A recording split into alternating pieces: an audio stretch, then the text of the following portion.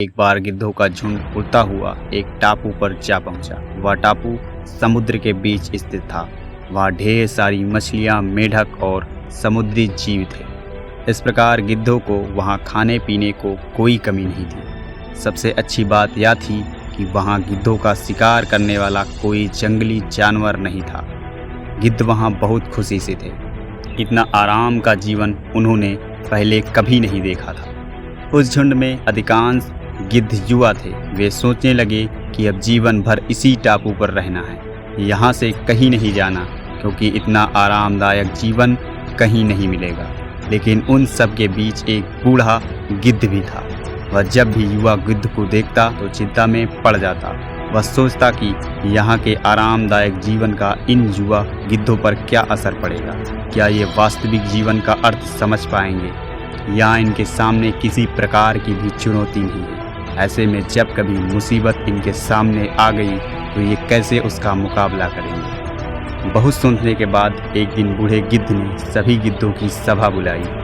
अपनी चिंता जताते हुए वह सबको बोला, इस टापू में रहते हुए हमें बहुत दिन हो गए। मेरे विचार से अब हमें वापस उसी जंगल में चलना चाहिए जहाँ से हम आए हैं। यहाँ हम बिना चुनौतियों का जीवन जी रहे हैं। ऐसे में हम कभी भी मुसीबत के लिए तैयार नहीं हो पाएंगे।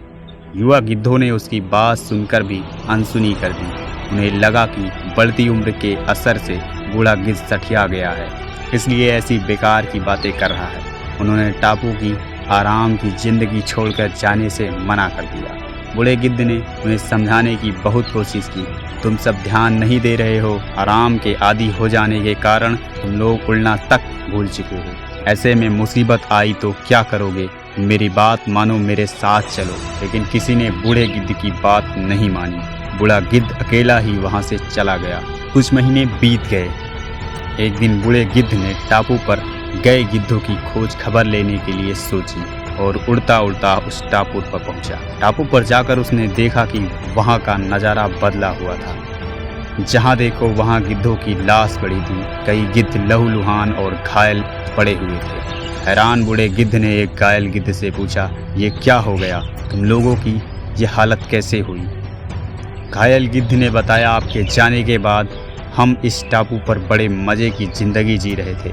लेकिन एक दिन एक जहाज़ यहाँ आया। उस जहाज़ में यहाँ चीते छोड़ दिए गए। शुरू में तो उन चीतों ने हमें कुछ नहीं किया, लेकिन कुछ दिनों बाद जब उन्हें आभास हुआ कि हम उड़ना भूल चुके हैं, हमारे पंजे और नाखून इतने कमज़ोर पड़ गए कि हम तो किसी पर हमला भी नहीं कर सकते और ना ही अपना बचाव कर सकते।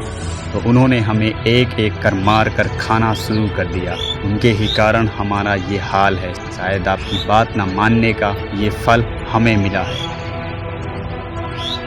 दोस्त, अक्सर कंफर्ट जोन में जाने के बाद उससे बाहर आना मुश्किल होता है।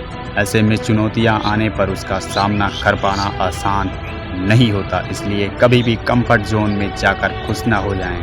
खुद को हमेशा चुनौतियां और मुसीबत के लिए तैयार रखें। जब तक आप चुनौती का सामना करते रहेंगे तब तक आप बढ़ते रहेंगे। आप लोग को ये छोटी मोटिवेशनल स्टोरी कैसी लगी मुझे कमेंट सेक्शन में ज़रूर बताएं। लाइक शेयर करें और मेरे चैनल पे नए हैं तो चैनल को सब्सक्राइब जरूर से करें। तो मिलते हैं एक नेक्स्ट वीडियो में। तब तक के लिए जय हिंद, जय भारत, वंदे मातरम।